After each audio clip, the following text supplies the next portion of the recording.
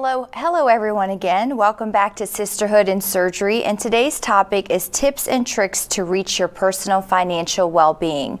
My co-host is Palma Shaw, as always, and before we introduce our guests, I just want to remind the audience that this is a live event, and so you can enter in your questions either through the web by going to pollev.com, enter DeBakey and respond with your question, or text DeBakey to 37607 with your question, and we are looking forward to those and we'll answer them live. And so today I'm going to introduce Paul Smith, who is a financial advisor and partner at Physicians Resource Services. I actually met this group when I was in residency, and he spent the last 14 years of his work to helping physicians transition from residency to practice, focusing on their personal, business, and estate planning. He is a graduate of Texas State University with a bachelor's degree in psychology, and he's also completed extensive studies necessary to earn the Certified Financial Planner, the Chartered Financial Consultant, and Masters of Science in Financial Services designation. He travels to different institutions speaking on the basics of finances and insurances to help better educate and prepare residents and fellows, specifically surgical groups, for their financial path ahead. And so the vision of PRS is better planning, better doctors, better families, and he works every day towards this mission.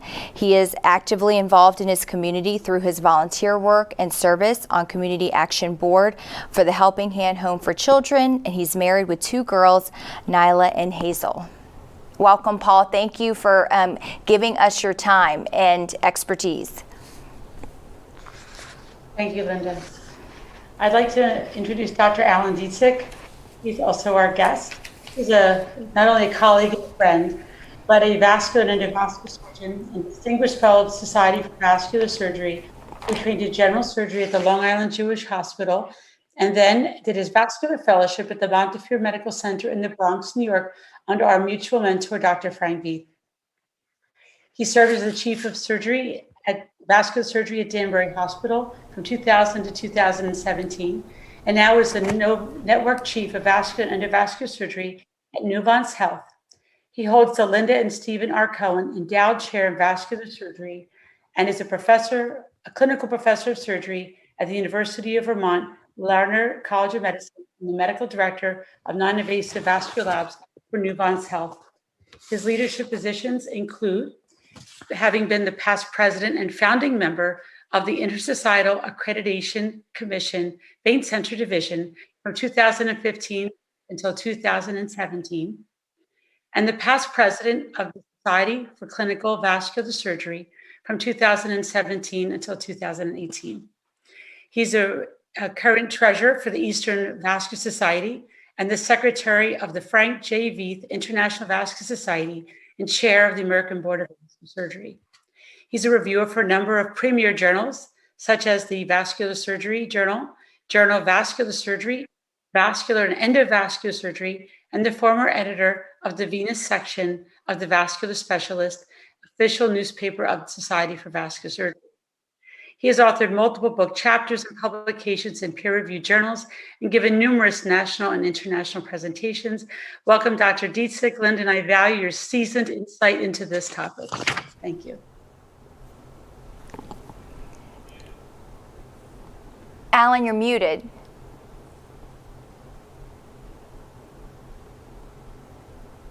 I said thank you, Palma, and I hope I'm not too seasoned. I want to be over-seasoned. Just enough. Just enough.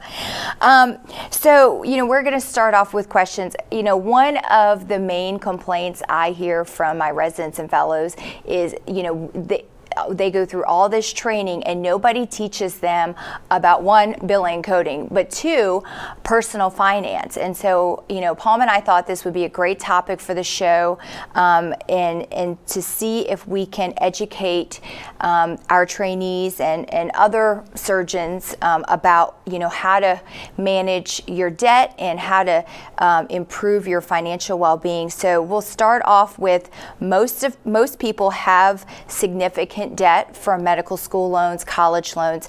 And so is there any advantage to paying them off early, or could the money be used somewhere else? So this is a great question because I always get this one where now that I actually have some extra money, while you're in training, I always say that probably more month than there is money, right? And then when you get out, you actually have more money than month, so you can start to do some of these things. And so I would say yes and no. And so with anything in life, if you say yes to something, you ultimately are saying no to something else. So you can apply sort of just very generic things and say yes, get rid of the debt, and then focus on saving for retirement. But I think you kind of have to look intrinsically a little bit further and see what kind of person you are. Sometimes I've seen with clients that they free up debt and then they just go spend it. They don't actually go save it, and that can be a concern. But I would say that there can be basic steps here. You have to look at what are your debts, what are the interest rates that you're paying for those. Sometimes it's just student loans, sometimes it's moving loans on top of that. They have higher interest rates. Sometimes it's credit card debt, and those we all know can be very high. So organizing those, and then looking at, am I participating in my employer sponsored plans, saving for retirement? Because presumably you're going to go from the resident and fellow income and then jump up to where now I'm in a much higher tax bracket. So if your employer offers something like that, you have to consider that first batch of money that comes out of your that can be a savings of up to 37%. And so we want to look at that first, because I don't know of any credit cards that are currently 37%, although I'm sure they may exist. So they probably provide those in the dark alleys or something like that. But looking and trying to organize them. And then once you've got it whittled down, I'm participating in employer plans. And I would say as a caveat, another reason why you want to make sure you're looking at employer plans besides just trying to maximize that first bite of the tax deduction there is because a lot of times employers will provide some matching dollars. And I hate to see people passing on free money. So sometimes those can be substantial, anywhere from 4 to 6% of that salary. So look at those, and that's an additional contribution towards your retirement. Then you can go into looking at where should I put it next.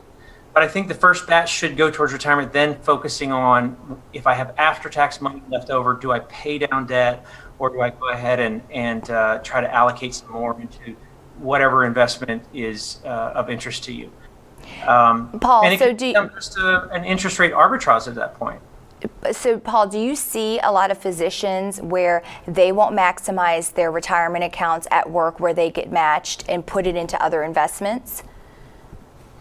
Where they would do what now? I'm sorry? So, not maximizing out on your retirement accounts from your employer, but then putting it into other investments, thinking that you're going to make more money in other investments. Certainly. I think most physicians, though, I think if they're going to do something towards retirement, I've seen where they'll at least try to put it into their employer plans because they understand the value of trying to get that first initial tax deduction. Mm-hmm. I think more specifically those that are at a loss or those that maybe go to work for a private practice and they're smaller and they just don't have the available retirement plans to get those deductions. Or they're self-employed, and so I have to go out and take extra steps to create my own retirement plan to get those done. And then, on the far end, though, there are still some people who really just don't want to have money in retirement plans. If you look down the road, and I don't know what the tax rates will be, and I don't want to lock it up, and I want to have more flexibility. But I think that the first few dollars that go in usually max out a retirement plan because there's generally the amount that a resident or fellow, when you come out, the amount you have to save is usually much more than what you can put into a retirement plan.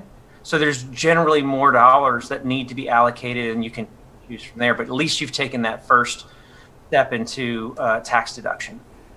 Alan, when did you start saving? What's that? I said, when did you start saving for retirement?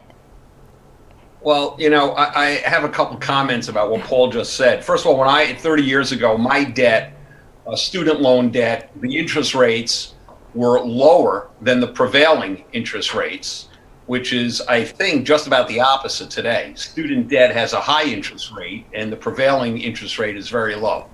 So I questioned whether I should be paying off student debt or should I be investing? And one of the lessons I've learned over time is that everything in moderation. So I did not save a lot when I first started out.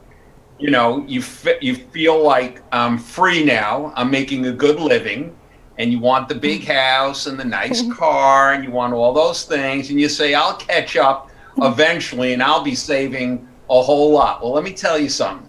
Time flies. And before you know it, you find yourself behind the 8 ball. Yeah. And it's very attractive. Let's face it, the reason why lotteries make money is because everybody loves the lottery theory that if I'm the right one, I'm going to win $1 gazillion. And so if I make the right investment and I don't pay off my low interest or lower interest debt, maybe I'll be a gazillionaire, it won't matter. Well, the fact is, it does matter. And it's not likely that if you're investing in high interest products, that you're going to be the one that doesn't lose money ever. You will lose money, and there's a time for that. But I think you can dabble in it a little in the beginning, but until you get your debt paid off, you have to be very careful, and you can dig yourself into a hole very easily. I know that for myself, I had that lottery mentality until the year 2000 when the tech bubble. And it seemed like no matter what you invested in, you could make a ton of money until you did it. And when it crashed hard. And I don't know how many folks out there are even familiar with margin and what that means. But it's borrowing against your assets. And it's great when everything is going great. And it's the same mentality. Well, I'm borrowing, I'm taking some interest out on these loans, but I'm going to invest in stuff that's going to be quintuple the interest and the gain that I owe. And then when that doesn't happen, you're in a deep hole. And I recommend against doing that. It takes a little bit of willpower not to do it, and a fair amount of restraint. Palma, what about you? When I first graduated, my car was falling apart. I bought a house with no money down, and I bought all the furniture. I didn't have to pay any of it for a year. So I had everything, and then I had paid nothing.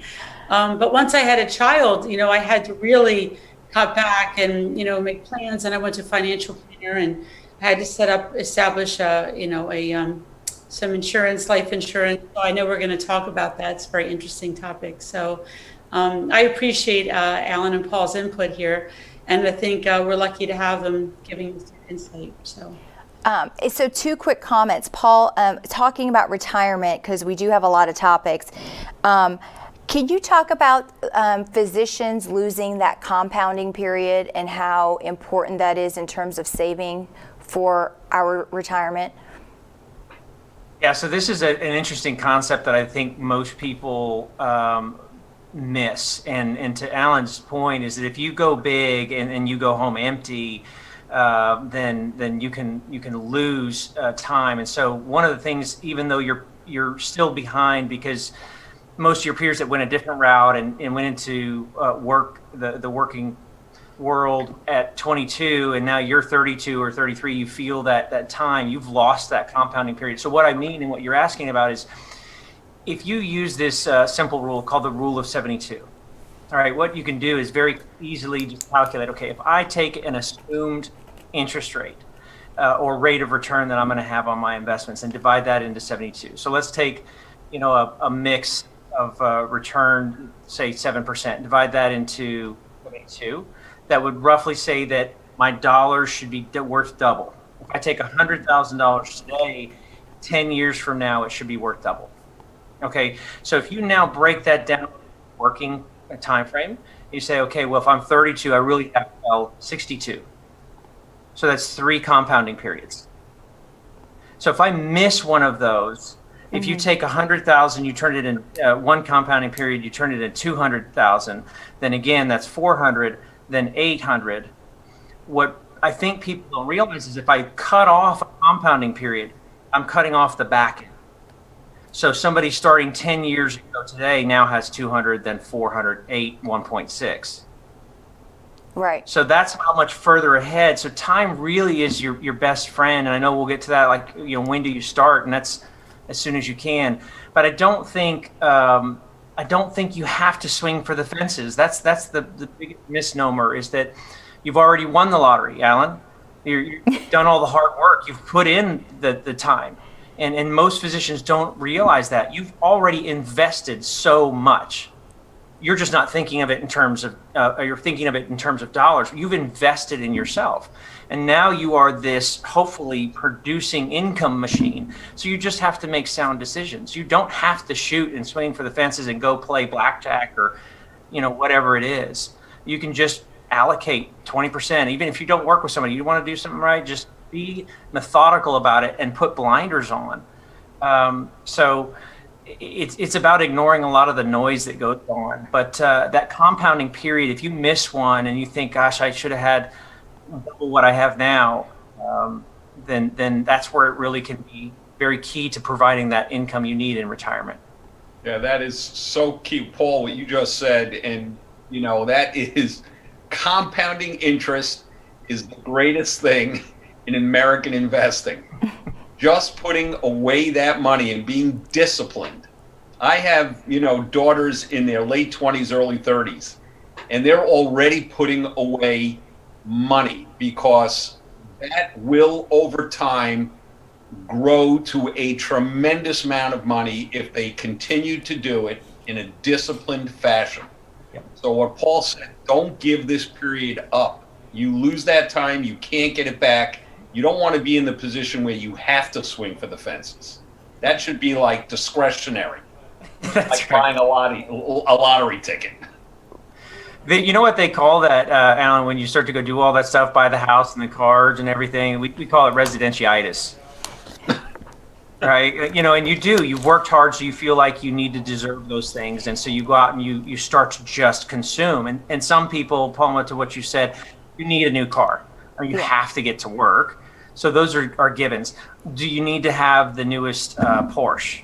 I don't know. I mean, you worked hard. You have to make that decision. And like I said earlier, whatever you say yes to today, you're saying no to later. So if I say yes to $1 million home, if I say yes to the Porsche, I fill that house, I fill it with all these things that I've been waiting for, then I've said no to possibly more control, more money in retirement, more vacationing.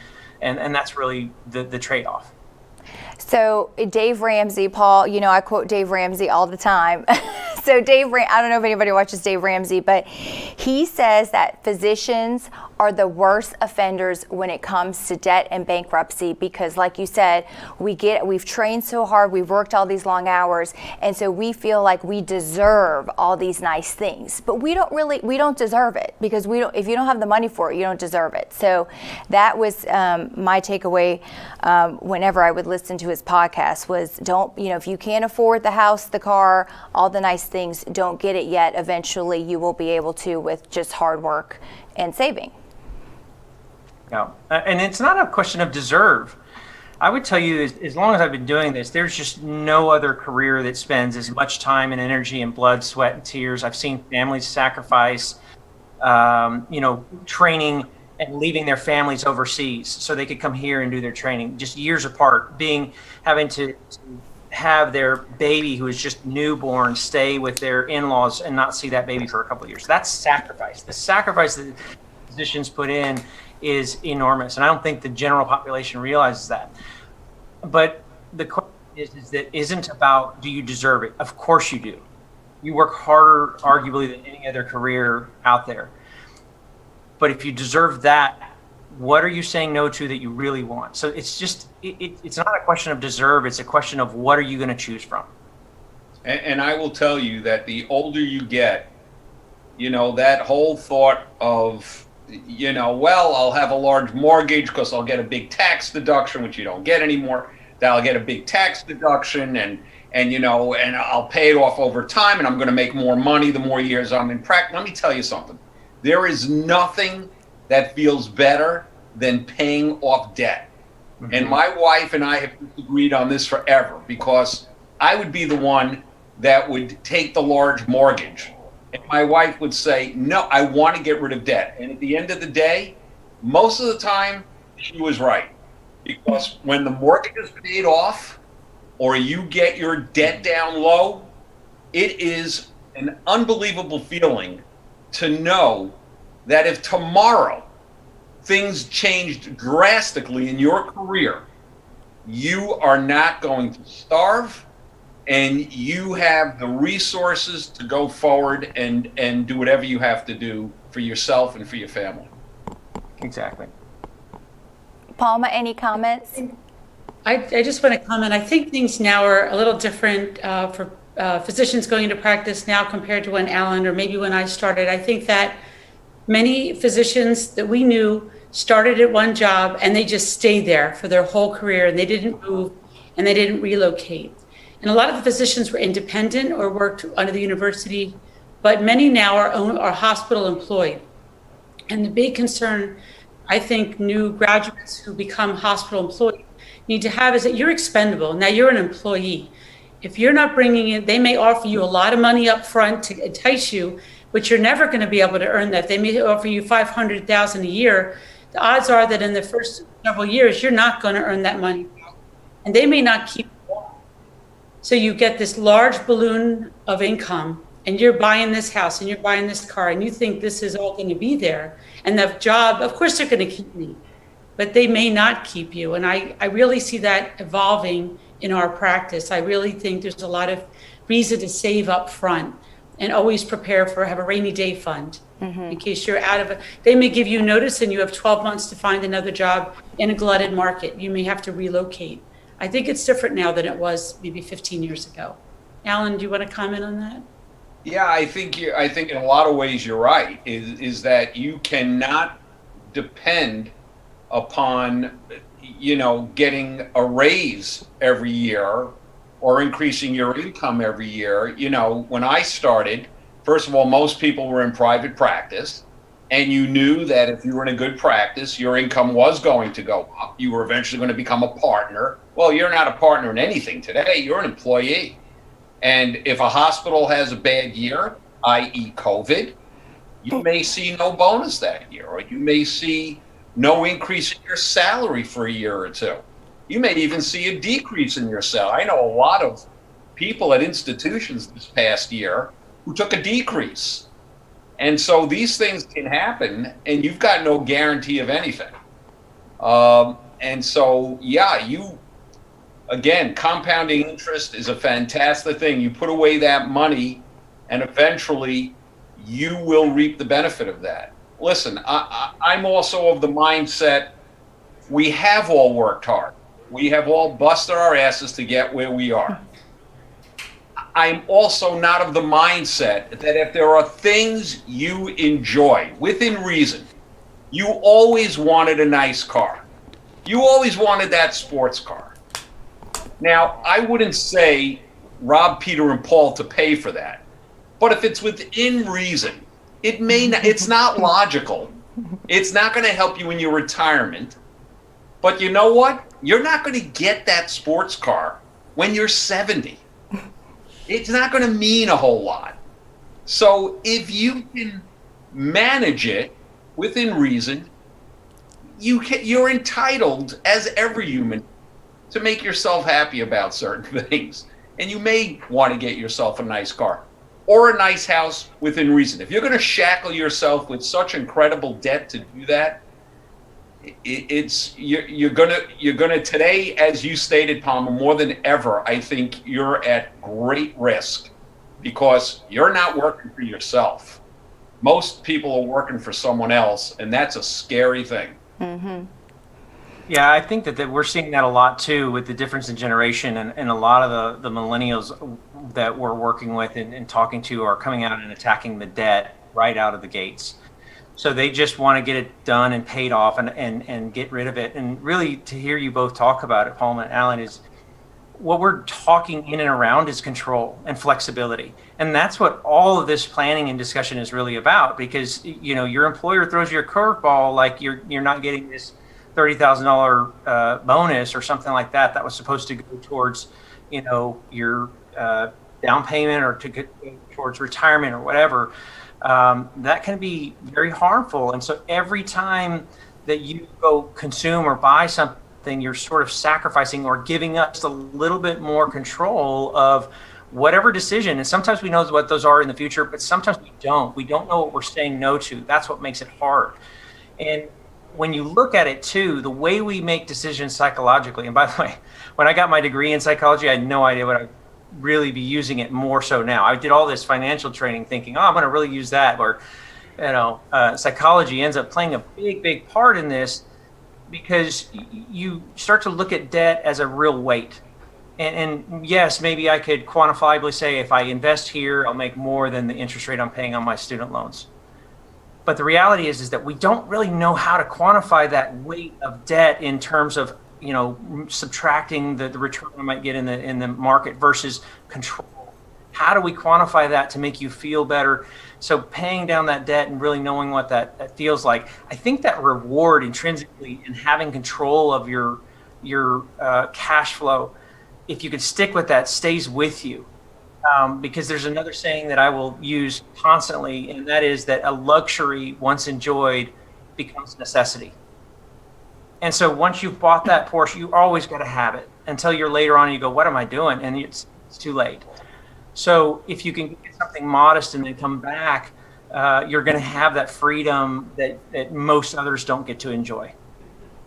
Well, so Paul, talking about when we were talking about being employees, and Paul and I actually had a personal conversation about this.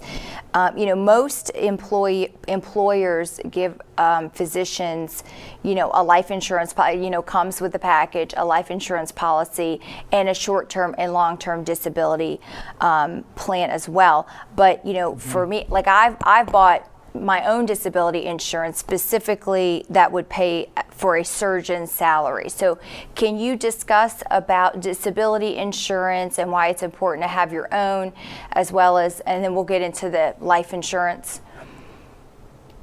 Sure. Everybody loves, not only talking about finances, but then really loves talking about insurance. There's just no lack of people I can pull on the side of the street and talk about insurance with.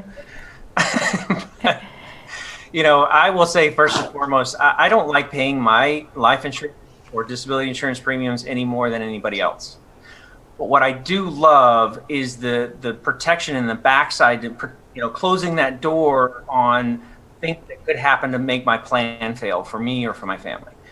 And so as you look at things, specifically, like let's say, for example, with the disability insurance, I think the biggest misstep when you come out of training is to assume that what your employer provides is equal to what you could go get on your own.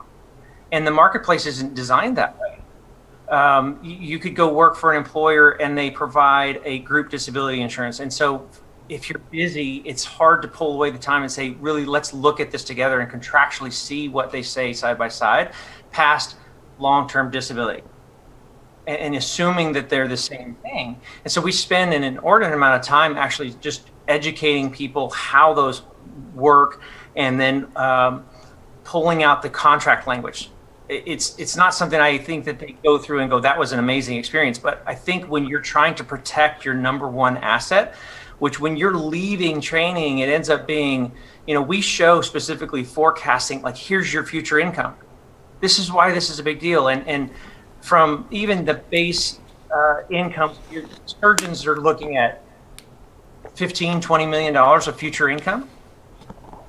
So why not take a few minutes and really understand how that contract works? Because I've been in car accidents before and rear-ended, and then guess what I did? I pull up auto insurance and go, how does this work? That is not the time you want to be figuring out what your policy says. It's after your disability. So there's specific language in there you want to look at that specifically protects you, won't reduce for other incomes, allows you the flexibility that you want. And it can be layered on top of or in addition to your group. But employers have the ability to completely change that as they want to.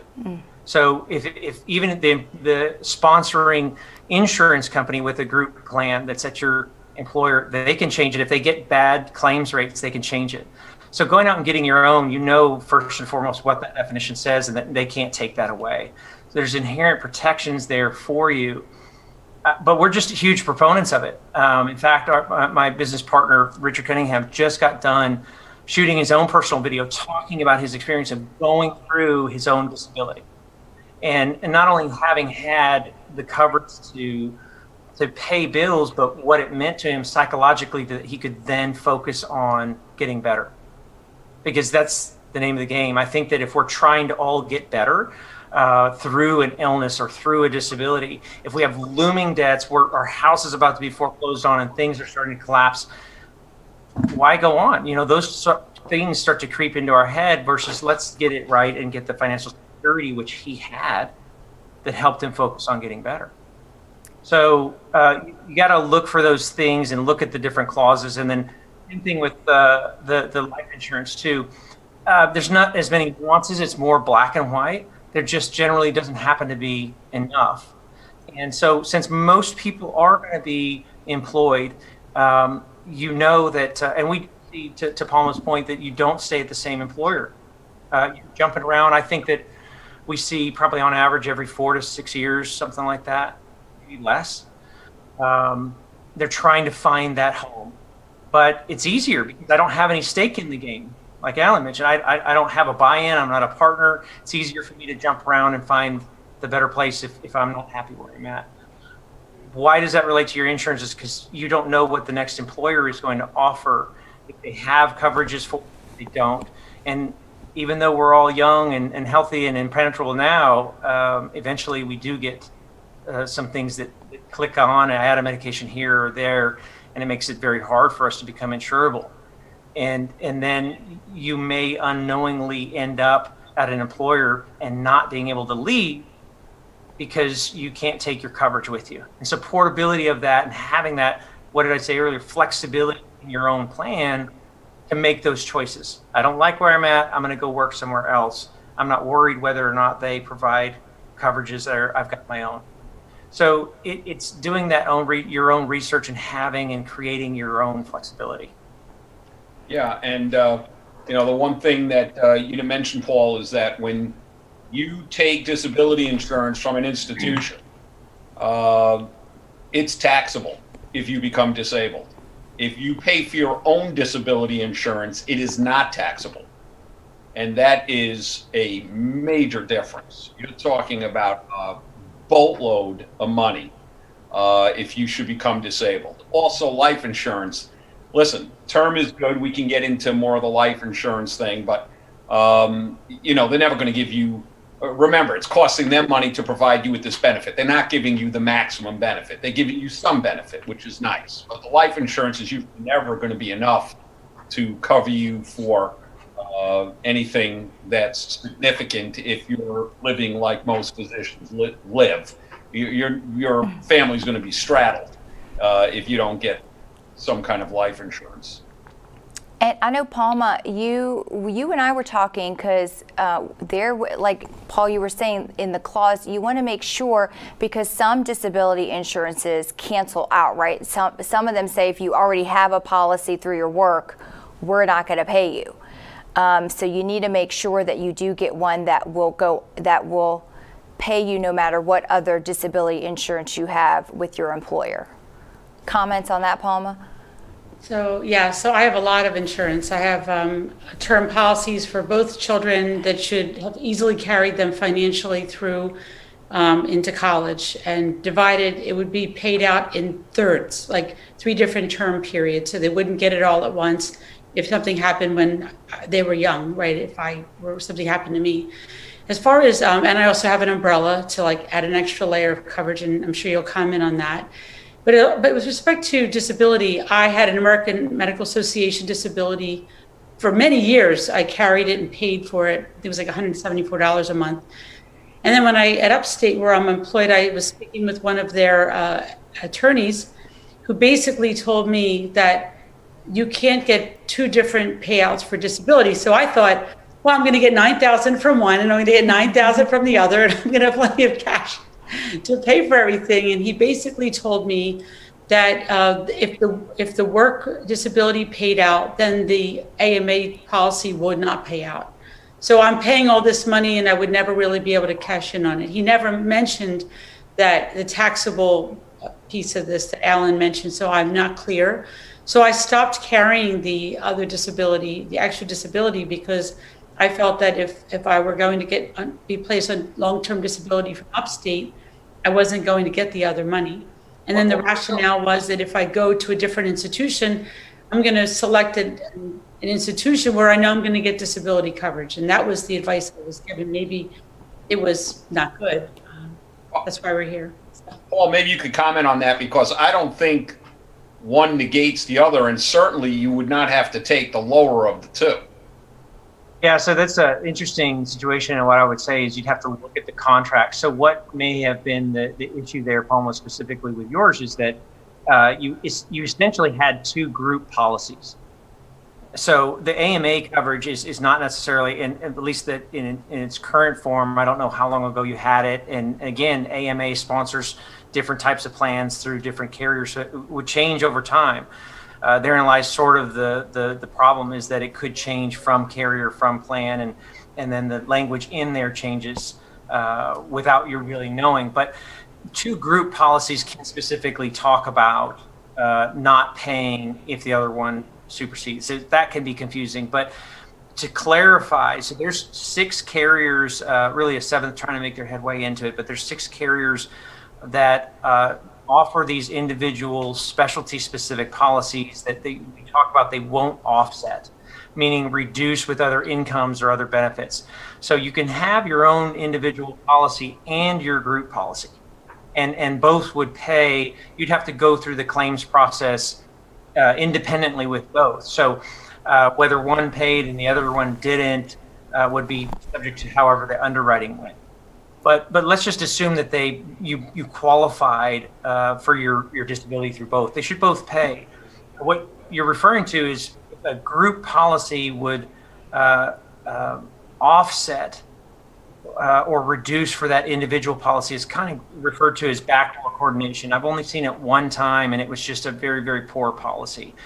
But by and far, the majority of the time, you can have both. It's just when you have multiple group plans. And so I think that's the key difference that people don't. And if I have a group plan here and an association plan through like AMA, it is a group plan. It is not your own plan. So that's probably where the differentiator was. But is it cheaper? Is a group plan like through AMA potentially cheaper than having your own independent policy? Yes, you're going to usually see where it's cheaper. Currently, AMA has a good plan through a good carrier, but it starts out cheaper. They assign discounts to it that are currently based off of their claims rates. So the rates could go up on you. They're not guaranteed like where you would have on your own personal policy. So they can move rates around and change them, and you get this introductory rate and it jumps up. But then those types of plans are also not guaranteed. They're not meant to be level over time like your individual policies. They're meant to go up as you age bracket. So it's kind of like a stair. Every 5 years, I'm going to have an increase automatically. And so towards the back end where I might ostensibly need the coverage the most, it's the most expensive. And so you can track it and grid it and do all that analysis and see that over time it really becomes more expensive potentially than your individual policy. But your individual, you will generally pay more for.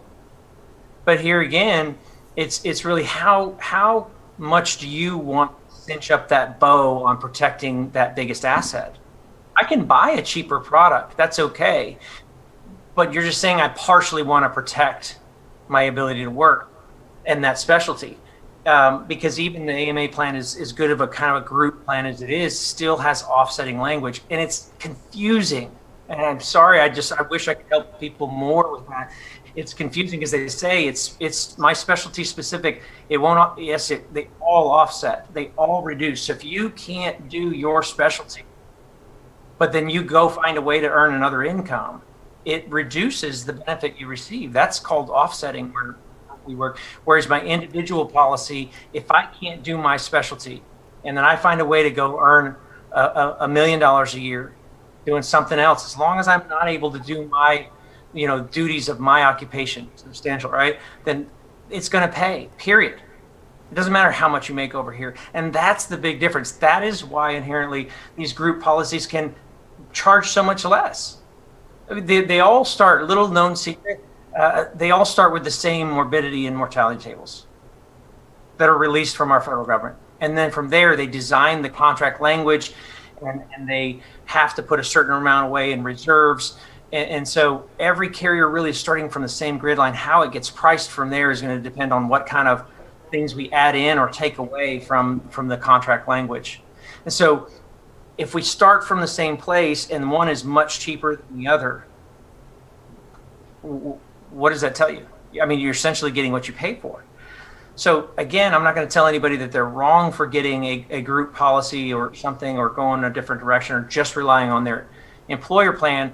I would just say that what they've done is inherently taken on more risk with the way that might pay off, versus closing that door a bit tighter by having a policy that is specific to my needs, that I came in and designed, had all the attributes I wanted. Yes, it's going to cost you more, but you're buying more peace of mind, I think. So, and we see that. You can't have similar payouts and charge much less. Okay, and then what about, so term life insurance versus whole life? Oh, we could talk about this forever too. Alan, do you have any comments so we have on 3 that? hours for this conference? Alan, do you have any Yeah, comments this about is- that before Paul starts? Well, I will tell you that early in my career, I thought that term life was good enough because I didn't have as much money, and term life is a whole lot cheaper, and it would protect my family. As I got older, then I think, you may want to consider whole life or universal life. Paul, you can comment on this. I think universal life is something that can absolutely screw you like no other, because with universal life, your premiums are dependent upon the interest rates and their calculations of your premium based upon how they invest their money. So if they invest their money well and interest rates are high, you could finish paying for your policy, let's say, theoretically. In a universal life, you never finish paying for your policy, because what happens is if the interest rates drop below where they did their calculations, you may not have been paying premium for 10 years and thinking that you paid off your policy. But if they're not making back the money you're giving them, you could find yourself paying premiums again when you're 70. Whereas in a whole life policy, it is a defined amount of money. It's more money, but once you pay the premiums to a point, you're done. You're finished. They can never come back and say, you owe us more money for your life insurance. And how do I know this? The hard way. So I think, I'm not sure, and Paul, maybe you would know this, what the difference is in the person selling the policy to you. Mm-hmm. What's the difference in the benefit? And unfortunately, you always have to look at the person selling you the policy. What benefit are they deriving from you based upon the policy they're selling you? And you should probably ask that question. This is another life lesson learned. Find out what the difference is in what the person's being paid. Because if they're being paid $10,000 for one policy and $30,000 for another, you better damn well believe that somewhere that makes a difference. Yeah. Yeah, so there's so much to talk about. This is a conversation and a highly disputed. Just these two products alone, we could talk. I was just kidding, but serious. It's heavily debated, even on our side in the financial services realm. I am just not an all or none guy. I hope to never be that way, because here's the difference. We're all different people. We all have different needs. I can tell you that, having spent a lot of time, I own some of those products. I own the whole life. I own the term insurance. I know they both actually are suited for a specific purpose. Just like every time you go into the operating room, you're going to use certain tools that have been laid out in front of you. One might save a life, the other might kill that person. So same thing here, financially speaking, if you get into a big old whole life policy, it can be very devastating to you if you couldn't afford to keep it going because of the inflexibility, or it could have been the best thing that you ever did. It's hard to tell without looking at that person's specific situation. But I think why the loudest voices say, like you said, Dave Ramsey, he hates them, right? Because they can do some pretty good harm. Now, does that mean that they are no good and that they never have helped anybody? If that were the case, then they wouldn't be still around. Now, they do pay large commissions, which I think is part of the issue. You also have only advisors on this side that will also say, hey, and get behind, I don't use those products because they don't get paid on them. Well, now is that an alternate conflict? Maybe that's exactly what you needed, but now that person only can receive a fee. So he'd rather put your money in the market. So it just can't be this all or none for me. It just never has been. I've seen through my studies, I have one of the professors who's done a lot of work and research. And so here's where I kind of end up, is that it's a product that works just like other things if used properly. Otherwise, it can kill people. And there are good and bad products too, which makes it even more difficult.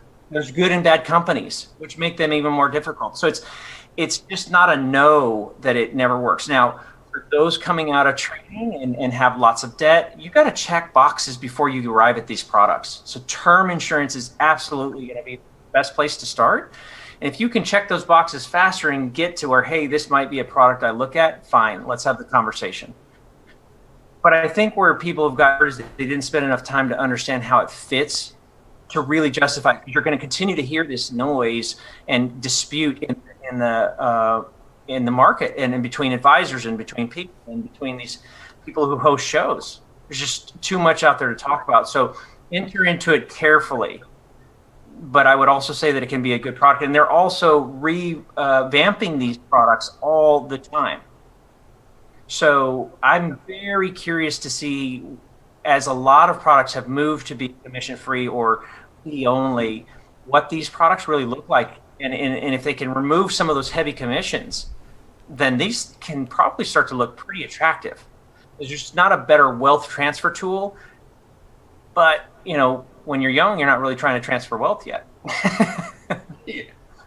Yes, Paul, I wanted to ask a question in a different venue, and I will be running short on time, so I wanted to get this in. So with the change in administration, and I think what I perceive to be a potential increase in taxes on physicians in our pay scale, what should we do? I mean, is there anything we can do to help find more deductions so we can protect ourselves a little bit from this? I'm just kind of concerned.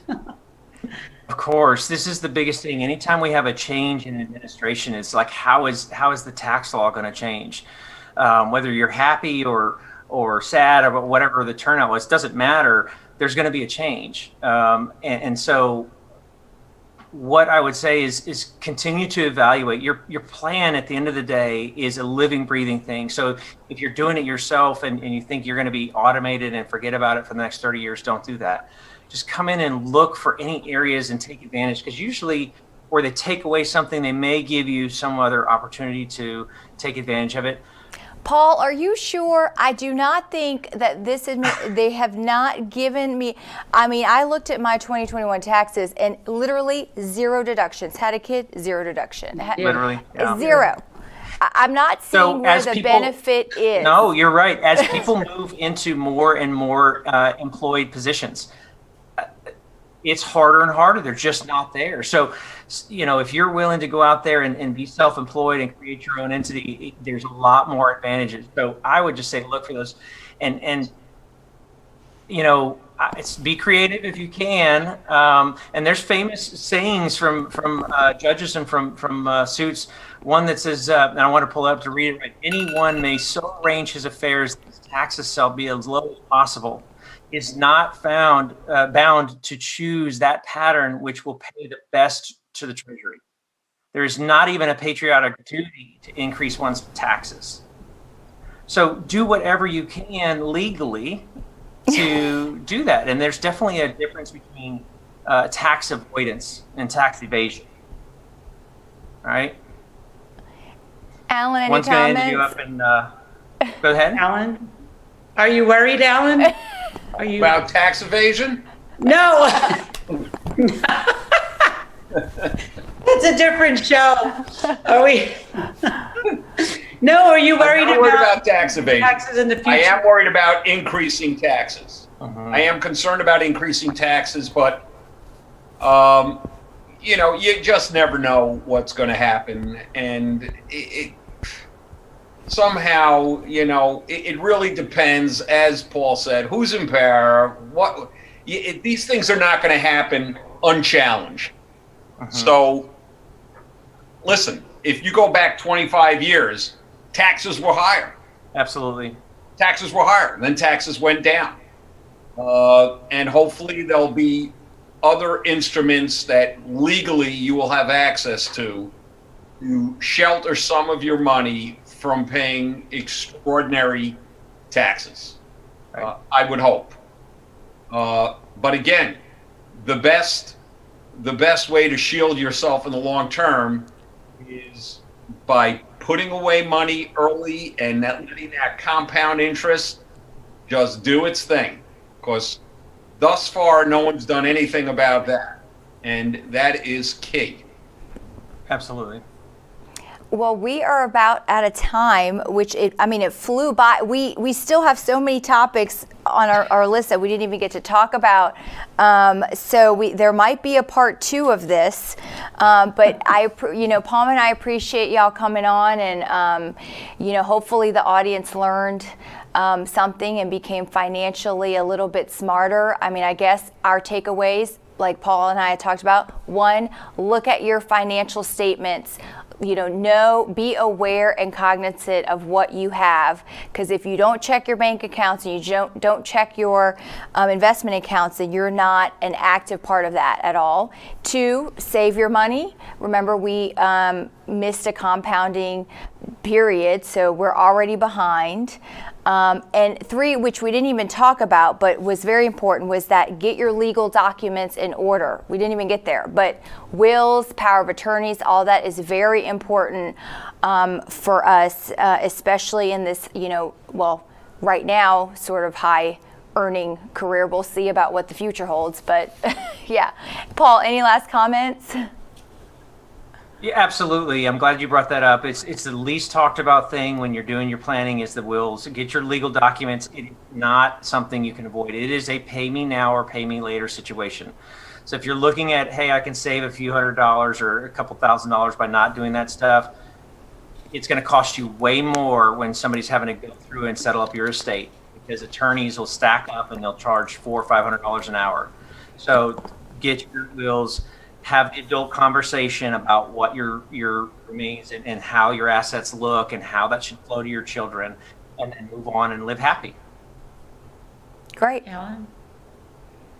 And I would just say, something we didn't get to, and something you'll have to talk about in part 2, is long-term care. Yes. Oh, Yeah. Because long-term care is the kind of thing you don't really want to think about, until something happens to your health, God forbid, and then you can't get it. Yeah. Well, So- great. or it's prohibitive. That was great. Where do we send our bill for these services rendered to the audience? The initial consultation is free, Alan. The initial so yes, it is. We'll pay you for part 2 if we invite you back. You don't want to get paid, Alan. You can't deduct it anyway. Yeah, do Might you be want too to pay more expensive, Alan. taxes? You're right, and please, I hope anyone doesn't take my financial advice too seriously. Paul's the expert here. No, you did great. I thought everything, there's training and then there's wisdom, Alan, and I'm trying to get to the wisdom part. I've done the training, but thank you for both you and Palma bringing the wisdom. It's just invaluable. No, thank you. All right, thanks everyone. Great. Have a good night. Good night. Thank you.